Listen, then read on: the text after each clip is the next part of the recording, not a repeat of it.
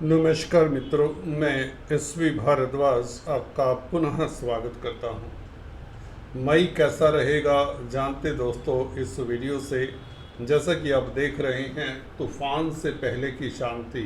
जी हाँ दोस्तों, कहीं कोई तूफान तो नहीं आने वाला, इसके ऊपर भी टिप्पणी करेंगे। और क्या ये महीना जो परिवर्तनों का महीना है, क्या इतना सुखद जाएगा कि ये शांति बनी ही रहेगी, इसके ऊपर भी टिप्पणी करेंगे। दोस्तों, मैं आशावादी हूँ और आप भी आशावादी हैं, ऑप्टिमिस्टिक हैं। मुझे लगता है कोई तूफान वगैरह तो नहीं आने वाला, ये शांति परमानेंट रहेगी, क्योंकि गुरु का राशि परिवर्तन 14 मई से होने जा रहा है। इस महीने गुरु लगन में, आपकी राशि में अमृत बरसाने वाले ग्रह आपके पंचम भाव को, आपके सप्तम भाव को, आपके नवम भाव को, दो त्रिकोणों को और एक मुख्य केंद्र को दृष्टिपात करेंगे। तो गुरु की दृष्टि में तो अमृत होता है। वैसे भी लगन में बैठा हुआ गुरु आपको गुरुता देता है, आपको सज्जन बनाता है, आपको सफल बनाता है, आपको भौतिक सुख देता है, आपके कैरियर के लिए बहुत अच्छा है, आपके दाम्पत्य जीवन के लिए बहुत अच्छा है। गुरु की चर्चा तो हम अक्सर करते रहे हैं। चलिए अभी मासिक राशिफल पर आते हैं। इसके पश्चात गुरु 14 मई के परिवर्तन के साथ राहु केतु का भी परिवर्तन आपके लिए बहुत सुखद रहने वाला है। जी हाँ दोस्तों, आपने सही सुना। केतु जो कि सुख भाव में गोचर कर रहे हैं 18 तारीख से 18 मई को, ये तृतीय भाव में गोचर करेंगे सिंह राशि में। जैसा कि आप देख रहे हैं, ये केतु आपके लिए चतुर्थ भाव के केतु से 100 टाइम्स बेहतर हैं। सुख भाव में बैठा हुआ राहु हो, केतु हो, तो सुख में कमी करता है। ये आपको हम अक्सर बताते आए हैं। तो ये सुख की जो कमी थी, यह दूर होती है। आप अब सुखी तो रहेंगे। मानसिक लेवल की बात कर रहा हूँ, मन की स्थिति की बात कर रहा हूँ। इवन मदर के स्वास्थ्य को लेकर भी कुछ लोगों को अगर चिंता रही है, वह भी दूर होती है। और घर परिवार से अगर आप दूर चले गए थे, तो आपको अपने परिवार के साथ क्वालिटी टाइम बिताने का मौका देता है यह केतु 18 तारीख से जैसे ही शिफ्ट हो जाता है। भूमिका बैक स्टेज में बन चुकी होगी कि केतु का तृतीय भाव में जाना आपका अपने घर के साथ, आपके कुटुंब के साथ समय बिताने का मौका आपको मिलने वाला है। मिथुन लगन वालों, मिथुन राशि वालों, ये याद रखिए, केतु का यहाँ पर जाना 18 महीनों के लिए आप घर परिवार में काफ़ी सुखी रहने वाले हैं। आपका क्वालिटी टाइम अब घर परिवार के साथ बीतेगा और आपको मानसिक शांति भी भरपूर मिलेगी, भौतिक सुख भी भरपूर मिलेंगे। ये राहु केतु का प्रभाव हुआ करता है। दोस्तों, चर्चा को आगे बढ़ाने से पहले मैं आपसे एक निवेदन करना चाहूँगा। अगर आप पहली बार हमारे इस चैनल पर आए हैं तो कृपया लाइक करें, शेयर करें, मित्रों के साथ शेयर किया करें, सब्सक्राइब करने के पश्चात बेल आइकन दबाएं। यही एक छोटी सी गुजारिश है। हम दोस्तों क्लॉकवाइज डायरेक्शन से चलते हैं, लगन से शुरुआत कर देते हैं, गुरु के गोचर से ही शुरुआत कर देते हैं और हर एक ग्रह को कवर करते हैं। गुरु, देवगुरु बृहस्पति का लगन में बैठना आपको दूरदृष्टा बनाता है, जो मैं अक्सर कहा करता हूँ, विजनरी। आप दूर की सोच कर प्लान करने वाले होते हैं। आपकी प्लानिंग बहुत ठोस होगी। आप अच्छे टीम लीडर साबित होंगे। इस साल ये 12 महीने के लिए गुरु यहाँ पर रहेंगे। जहाँ तक इस महीने की बात है, 14 मई से जैसे ही गुरु यहाँ पर राशि परिवर्तन करते हैं, आपका लव लाइफ भी बेहतर होता है, क्योंकि पंचम भाव भी रोमांस का है, सप्तम भाव भी आपके दाम्पत्य जीवन का है और पंचम भाव के ऊपर दृष्टि, संतान का सुख मिलता है। अगर आप मैरिड हैं, विवाहित हैं, तो आपको संतान की प्राप्ति होती है। कंसीव करने के लिए भी समय उत्तम हुआ करता है। गर्भवती महिलाओं के लिए भी समय उत्तम होता है। और गुरु का लगन में आना आपको पति का सुख मिलता है। जी हाँ दोस्तों, आपका संबंध बेहतर होता है। मियाँ बीवी का, हस्बैंड वाइफ का संबंध बेहतर होता है। और गुरु का पंचम भाव के ऊपर एस्पेक्ट, शेयर स्टॉक मार्केट में जो कामकाज करते हैं, उनके लिए स्थितियाँ बेहतर ही रहेंगी दोस्तों। अगर आप हायर एजुकेशन लेना चाहते हैं, पढ़ाई कुछ करना चाहते हैं, कोई रिसर्च करना चाहते हैं, कोई ट्रेनिंग लेना चाहते हैं, तो गुरु की दृष्टि पंचम भाव के ऊपर आपको सफलता देती है। आपके पढ़ाई में जो भी कोई अवरोध रहे हैं वह दूर होते हैं, स्टडीज आपकी बेहतर होती, संतान सुख, और खासकर अगर आप राजनीति में हैं तो भी आपको उच्च पद मिलता है। दोस्तों, गुरु का ये प्रभाव आपको देखने को मिलेगा। मंगल की भी दृष्टि है, यूं तो पंचम भाव के ऊपर मंगल लाभ स्थान के मालिक है, तो स्पेकुलेशन से आपको लाभ ही होगा। पंचम भाव एक्टिवेट हो जाता है मंगल और गुरु की दृष्टि पड़ने से, डेफिनेटली आपको लाभ होगा और शेयर स्टॉक मार्केट में भी आपका डंका बजेगा। तो बहुत बेहतर समय की ओर बढ़ रहे हैं आप। सप्तम भाव के ऊपर गुरु की दृष्टि, भागीदारी में जो कामकाज करते हैं उनके लिए समय बेहतर रहेगा। रोजमर्रा की आमदन बढ़ती है, अदालती मसलों में भी आपकी जीत होती है। और भाग्य स्थान के ऊपर दृष्टि, आप भाग्यशाली रहते हैं। गुरु भाग्य स्थान के कारक हैं, पंचम स्थान के भी कारक हैं, भाग्य स्थान के भी कारक हैं, तो आपके पूर्व पुण्य आपके साथ रहेंगे पूरा साल। इस महीने की तो बात ही क्या करें, पूरा साल दैवी कृपा आपके ऊपर बनी रहेगी, प्रभु का आशीर्वाद रहेगा आपके ऊपर, ये बात तो निश्चित है। राहु भाग्य स्थान में बैठा हुआ गुरु से दृष्ट, गुरु आपके कर्म भाव के मालिक हैं। राहु को देखेंगे तो विदेशों में भी आपका कैरियर चमकता है, विदेश यात्रा के योग बनाता है।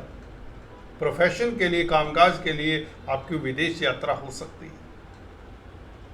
सप्तम भाव का भी मालिक है गुरु, सप्तमेश का 9th हाउस को देखना, सप्तमेश का सप्तम भाव के मालिक गुरु का 9th हाउस को देखना, तो आप दाम्पत्य जीवन को लेकर भी भाग्यशाली रहेंगे।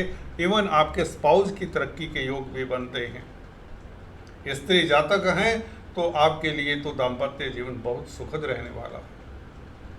कुल मिलाकर मिथुन राशि, मिथुन लगन के लिए गुरु का गोचर मील का पत्थर साबित होने वाला है, रिश्तों को लेकर, लव लाइफ को लेकर, और इवन स्पेकुलेशन, धन को लेकर। धन की स्थिति बेहतर होगी, भाग्यशाली रहेंगे आप, परम भाग्यशाली रहेंगे, उच्च पद मिलेगा, आप अच्छे सलाहकार साबित होने वाले।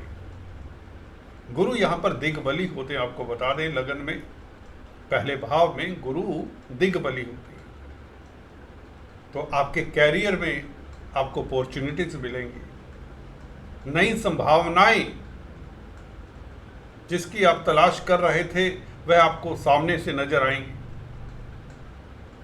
उच्च पद मिल जाता है, आसानी से मिलता है। बात करते हैं मंगल की।